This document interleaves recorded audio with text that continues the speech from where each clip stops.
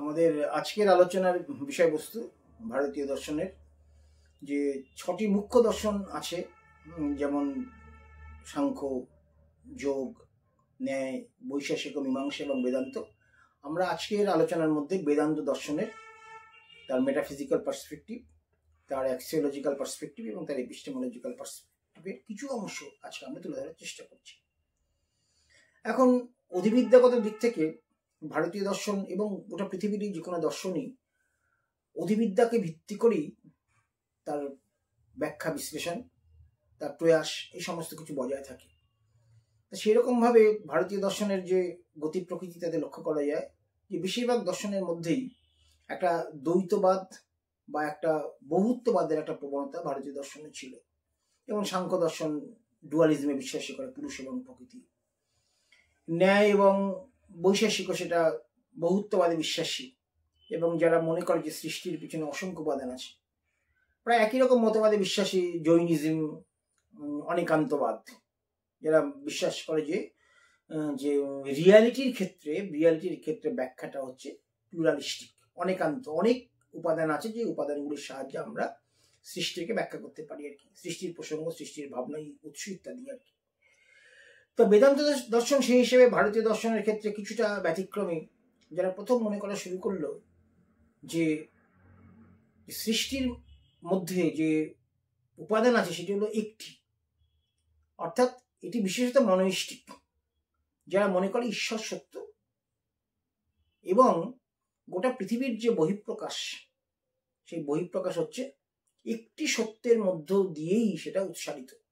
এবং যদি আমরা ভাবি যে সত্য তো দুটো হয় না, এরকমই হয় যে দুটো সত্য, তা 5 × 4 মানে 20, তো 20 মানে একটাই সত্য। তো ট্রুথ ইজ ওয়ান।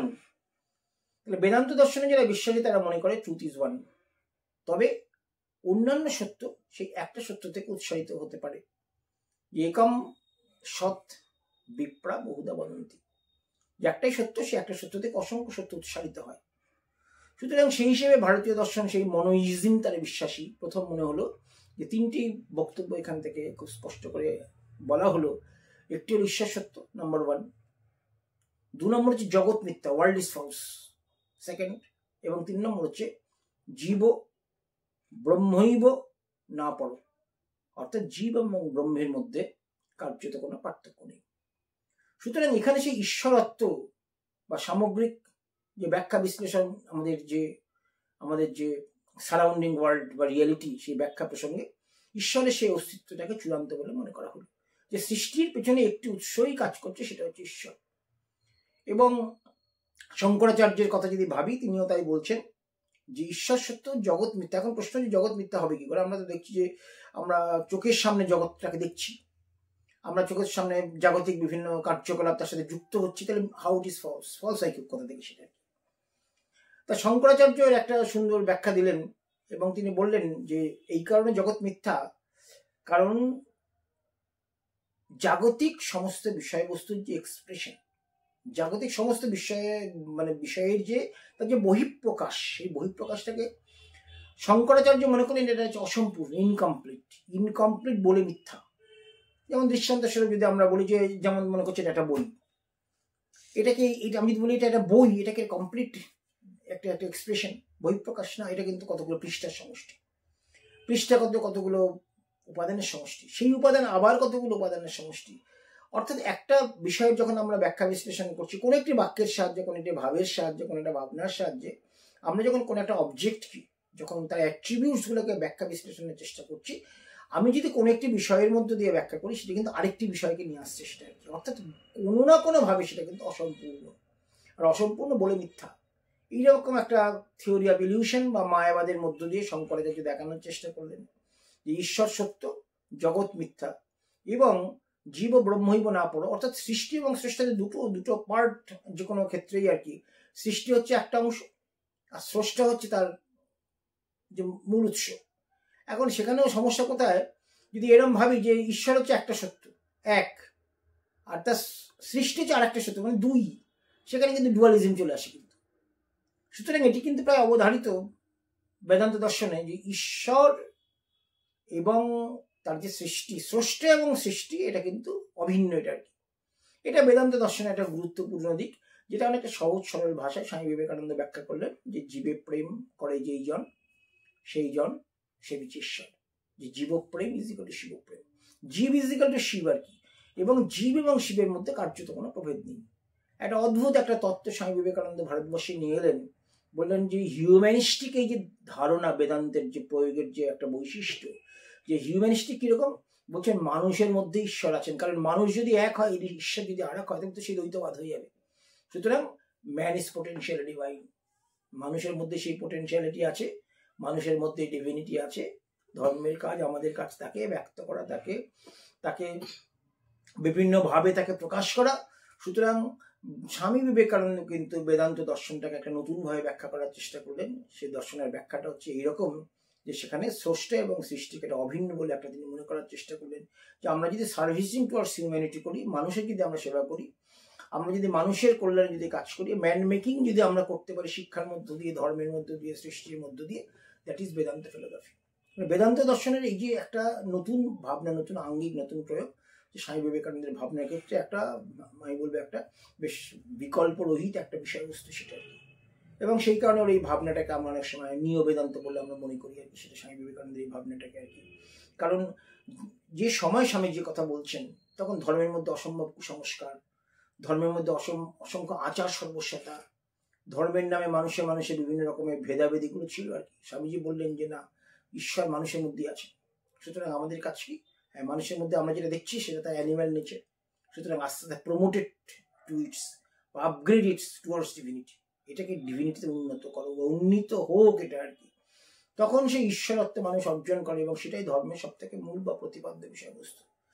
বেদান্তে এই ধরনের ব্যাখ্যা কিন্তু শঙ্করাচার্যের পরে প্রায় দুর্লভ সেটা আর কি। এবং সেক্ষেত্রে স্বামী বিবেকানন্দ ধর্মটাকে অনেকটা কিন্তু একদম সমাজের মূল স্রোতে নিয়ে এলেন আর কি। যে রিলিজিয়ানটা কোনো অ্যাপার্ট ফ্রম কোনো ঈশ্বর টিশ্বর না, ধর্ম বা কাজ হচ্ছে মানুষের সেবা করা। ওই পরিষেবার মধ্যে দিয়ে man making is my mission.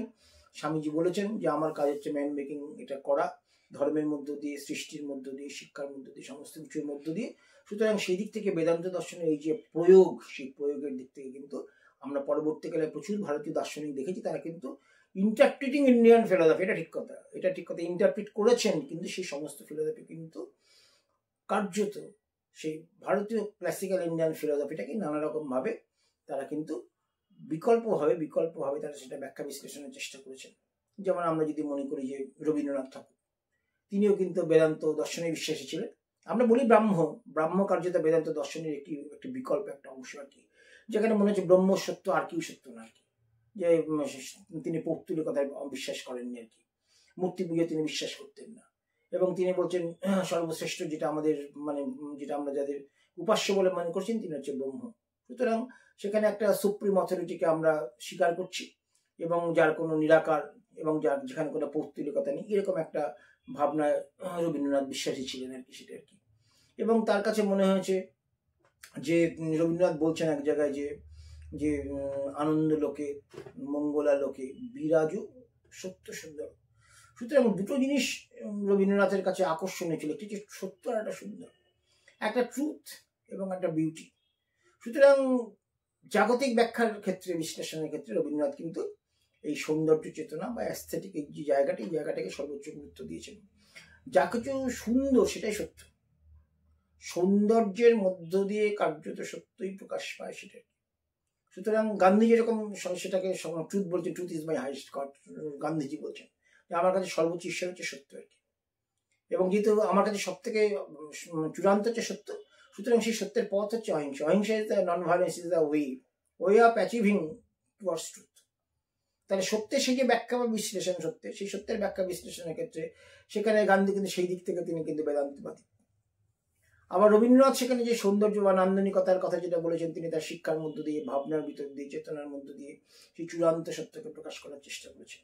যে আনন্দ রূপম অমৃতম ভারতীয় দর্শনে বলা আছে, যে আনন্দটাই গোটা পৃথিবীর সৃষ্টির মধ্য দিয়ে প্রকাশিত। সুতরাং সৃষ্টির মধ্য দিয়ে সে আনন্দ ভাবনা, আনন্দময়, আনন্দ চেতনা তার প্রকাশ লক্ষ্য করেছেন রবীন্দ্রনাথ। এবং আমরা দেখবো তাই ওর বিভিন্ন ভাবনা, ওর বিভিন্ন গান, ওর বিভিন্ন সৃষ্টির মধ্য দিয়ে সেই ভাবটা রবীন্দ্রনাথ সমস্ত ক্ষেত্রে প্রকাশ করেছেন। তিনি বলছেন যে জগতে আনন্দ যজ্ঞে সবার নিমন্ত্রণ। সুতরাং জগৎটা হচ্ছে আনন্দ স্বরূপ, এবং সেখানেও কিন্তু আমরা বলবো, তাহলে এখানেও কিন্তু আমরা বলবো যে এখানেও মনস্টিক স্রষ্টা হচ্ছে এক এবং তিনি হচ্ছে আনন্দ স্বরূপ। তিনি ব্রহ্ম হতে পারেন, তিনি ঈশ্বর হতে পারেন, তিনি অন্য কিছু হতে পারেন, কিন্তু তিনি আনন্দ স্বরূপ সেটা।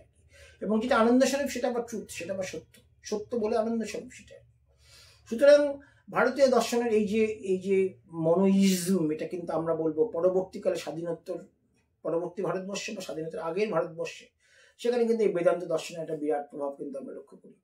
এবং সেই সত্যের কাছাকাছি আমরা দেখব যখন রাধাকৃষ্ণন সেটাকে ব্যাখ্যা করছেন, বলছেন যে এই যে বেদান্ত দর্শনের যে চূড়ান্ত সত্য, সেই সত্যটাকে আমরা পেতে পারি অভিজ্ঞতার মধ্য দিয়ে। এটা আমার মনে হয় খুবই একটা গুরুত্বপূর্ণ ভাবনা আর কি।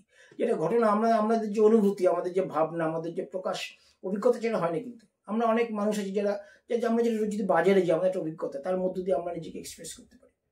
আমরা রোজ যারা বিভিন্ন কাজের মধ্যে থেকে, তারা সেই কাজের মধ্য দিয়ে আমরা একটা ভাবনাকে ব্যাখ্যা করতে পারি। সুতরাং তিনি বলছেন আমাদের বিভিন্ন অভিজ্ঞতার মধ্য দিয়ে আমরা সেই চূড়ান্ত সত্যে পৌঁছতে পারি। সে অভিজ্ঞতা কিরকম উনি বলছেন, কখনো সেটা অ্যাস্থেটিক এক্সপিরিয়েন্স, কখনো সেটা সাইকিক এক্সপিরিয়েন্স, কখনো সেটা সাবজেক্টিভ এক্সপিরিয়েন্স, কখনো সেটা মেন্টাল এক্সপিরিয়েন্স, কখনো সেটা ভাইটাল, অসংখ্য অভিজ্ঞতার মধ্যে দিয়ে সেটাকে অর্জন করা সম্ভব, রাধাকৃষ্ণন বলছেন। সুতরাং ভারতীয় দর্শনের এই যে গতি প্রকৃতি, সেই গতি প্রকৃতিতে বলা যেত এই মনোইজম কিন্তু একটা integral part of the Vedanta philosophy, যেখানে বলা হচ্ছে ওয়ান ইজ ট্রু, সত্য হচ্ছে একটা, আদার ইজ ফলস। সুতরাং এটা মেটাফিজিক্যালি কিন্তু আমরা বলবো যে এটা শঙ্করাচার্য বলছেন, পরবর্তী বিভিন্ন মানুষ বলছেন, তারপরে রামানুজ বলছেন বিশিষ্ট অদ্বৈত। রামানুজ বলছেন যে না, সৃষ্টি আর স্রষ্টা মিথ্যে বলতে রাজি নন তিনি আর কি, যে স্রষ্টা মিথ্যে এটা বলতে রাজি নন রামানুজ, যে আমার ঈশ্বর সত্য, জগৎ মিথ্যা। তিনি বলছেন না, জগৎ মিথ্যা এরকম নাও হতে পারে আর কি। ঈশ্বর যদি সৃষ্টি হন আর জগৎ যদি স্রষ্টা হন, বরং এটা বলা যায় যে সৃষ্টি প্লাস স্রষ্টা, অর্থাৎ লাইক এ ব্র্যাকেট, যে সৃষ্টি সহ স্রষ্টা, এই গোটাটাই হচ্ছে সত্য। এবং এটা কার্যত সেটা একই প্রকাশ। যেমন ঘরের ভিতরে যখন লাইট জ্বলছে, শুধু লাইটটা কিন্তু জ্বলছে না, ঘরটাও কিন্তু আলোকিত হচ্ছে। একই রকম ভাবে এই সৃষ্টি এবং স্রষ্টার ভিতরে এই ফারাক করতে কিন্তু আবার রামানুজ কিন্তু রাজি নন সেটা। এবং সেই হিসেবে তার কাছে ওয়াননেস ইজ ট্রু, এটা ঠিক কথা, কিন্তু সেটা সৃষ্টি সহ স্রষ্টার এই যে তাদের যে একটা মানে একত্ব, তাদের যে মানে তাদের যে প্রকাশ, সেই প্রকাশটাকেও তিনি কিন্তু সেই একত্রের একটা ভাবনা বলে মনে করছেন। এটা সংক্ষেপে আমরা বলতে পারি মেটাফিজিক্স অফ বেদান্ত দর্শন। খুব ডিটেলসে যাওয়া যাবে না, কারণ একটা দর্শন তো অনেক সময় লাগে সেটা কি। তাও সত্ত্বেও একটু শুধু বলে রাখি, একই রকম ভাবে আমরা যদি এপিস্টেমোলজি বলি, এপিস্টেমোলজিক্যালি বেদান্ত দর্শনের উৎস সব থেকে বেশি, ডিটেলস ব্যাখ্যাতে যাচ্ছি না, শুধু বলে দিই যে বাকি দর্শনগুলো যেমন ন্যায়, সাংখ্য যুগের ভিতরে যে যে বিষয়গুলো আছে এখানে তো আছেই, পাশাপাশি আরো দুটি উপাদান আছে। আমরা দেখেছি সব থেকে বেশি শিক্ষামূলক উপাদান হচ্ছে ন্যায় দর্শনে, 4টি উপাদানের কথা সেখানে বলা আছে। একটা হচ্ছে প্রত্যক্ষ, পারসেপশন, ভেরি ইম্পর্টেন্ট। আমি পারসিভ করতে পারলে সমস্ত কিছু সম্ভব, জগতে শিক্ষা সহ সমস্ত কিছু। 2 নম্বর হচ্ছে অনুমান করতে পারি কিনা। 3 নম্বর হচ্ছে উপমান, কম্পেয়ার করতে পারি কিনা। এবং টেস্টিমনি, অর্থাৎ যেখানে ট্রাস্ট উঠতে, অর্থাৎ আমার যে ভাবনা, আমার বিষয়বস্তুগুলো যেটা যদি বিশ্বাসযোগ্য হয়, তখন সেটা ইকুইভ্যালেন্ট এডুকেশন। এই 4টি অন্য দর্শনেও ছিল আর কি। পাশাপাশি 2টি নতুন উপাদানের কথা এখানে বলা আছে এপিস্টেমোলজিক্যালি। একটি হচ্ছে স্বীকার্য, যেটাকে বলে পস্টুলেশন।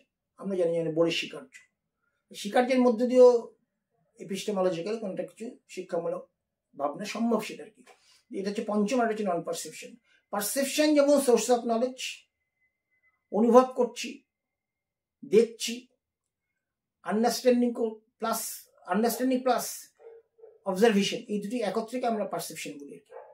দেখা এবং দেখার সাথে সাথে সেটা অনুভব করে, সেটা আন্ডারস্ট্যান্ড করা আর কি। সেই দুটো মিলে যেমন প্রত্যক্ষ, যেমন একটা পার্ট অফ বা one of the component of epistemology, আমাদের শিক্ষার একটা উপাদান, ঠিক একই রকম নন পারসেপশনটাও বলা হচ্ছে বেদান্ত দর্শন। যেটা দেখছি না, যা কিছু দেখছি না তার শিক্ষার বাইরে এরকম বলা যায় না। আমরা অনেক কিছু দেখছি না আর কি, তাই না? আমরা যেমন এই যে প্যান্ডেমিক হলো, আমরা তো দেখিনি যে প্রথমে তো দেখিনি যে সোর্সটা কি, আমাদের এই বিরাট একটা আমাদের যে আঘাত, তার পেছনে কারণটাকে আমরা দেখিনি আর কি। যা কিছু দেখিনি মানে তা না এটা সত্য না, তা বলা যাবে না আর কি। দেখছিটাও সত্য, যা কিছু দেখছি না সেটাও আমাদের একটা সত্যের একটা অংশ হতে পারে, ঠিক আছে? সুতরাং এই 5টি উপাদান, 6টি উপাদানের কথা বলেছে বেদান্ত দর্শন। আর এই যে একটা অভিন্নতা, ঈশ্বর সত্য জগৎ মিথ্যা, এই যে একটা অভিন্নতা, যে ঈশ্বরের সাথে কার্যদের কোনো পার্থক্য, এই যে অনুভবটা, এই যে সেন্সেশনটা, এটাই পার্ট অফ অ্যাক্সিওলজি। অর্থাৎ এখানে মুখ্য মানে অন্য কিছু না, এই যে সেন্সেশন, এই যে আমাদের নলেজ অ্যাবাউট, আমরা যে স্বামীজি বলছেন যে যে ব্রহ্ম থেকে কীট পরমাণু এই প্রেম হৃদয় সবার। স্বামীজি বলছেন যে ব্রহ্ম থেকে কীট পরমাণু সবার মধ্যে সেই মানব প্রেম সেখানে আছে। এই যে সেন্সেশন, এই যে ফিলিংস, এই অনুভূতিটাই কিন্তু মানুষকে মুক্তির দিকে এগিয়ে নিয়ে যাবে। সুতরাং মুক্তি মানে এরকম কোনো কিছু না, মুক্তি মানে নানা রকম বিভিন্ন রকম কাজের মধ্য দিয়ে, ভাবনার মধ্য দিয়ে এই যে সেই সত্যে পৌঁছানো যে ব্রহ্ম থেকে কীট পরমাণু এই প্রেম হৃদয় সবার। সেই মানবপ্রেমী আজকের দিনে বেদান্ত দর্শনের সব থেকে কার্যকরী দিক। স্বামীজি বলেছেন, আমরা অনুভব করছি রাষ্ট্রীয় দর্শনের ক্ষেত্রে, ভাবনার ক্ষেত্রে, ব্যক্তিগত জীবন ভাবনা সমস্ত ক্ষেত্রে এটা প্রাসঙ্গিক। সুতরাং আমরা মনে করি যে বেদান্ত দর্শনের যে প্রাচীনত্ব ছিল, সেই প্রাচীনত্বের বাইরেও তার প্রাচীনতা এখনো বর্তমান। আজকে এই পর্যন্ত।